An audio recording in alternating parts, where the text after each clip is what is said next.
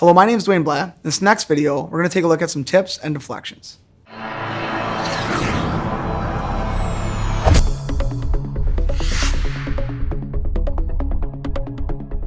When we see players knock pucks out of midair or pull a puck in that's going wide, those tips and deflections are pure skill.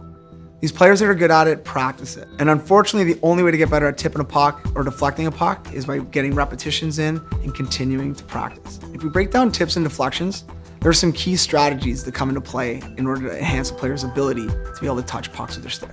When a player is standing in front of a goaltender, it's very important that that player is not too close to the goaltender. We want to be outside the crease, so a good foot or two away from the goaltender. That way, when that shot comes, we can get way more movement on the puck if we end up hitting it.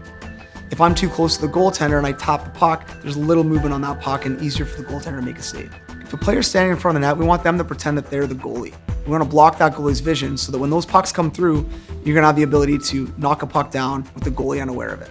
When we're working on tips and deflections, it's important for players to give a target.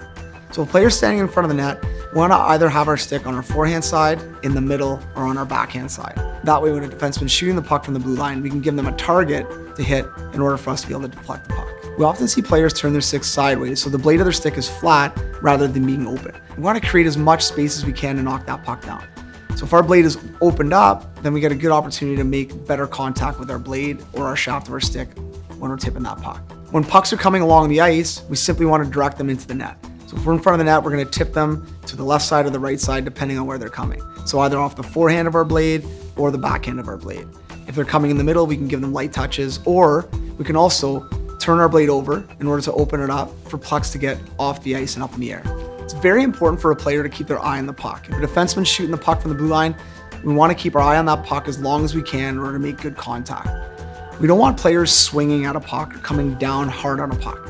Ideally, we want to set our stick up so that when it hits, we just have to give it a light tap in order to drop that puck down or try to raise that puck up. If we slide our bottom hand down our stick, that allows us to move our stick a little bit quicker when that shot's coming. We often see players holding their hands too close, which makes it very difficult to be able to tap that puck down fast enough. As players get better at tipping and deflecting pucks in front of the net, we can always progress to players tipping and deflecting pucks as they're skating by, so in motion.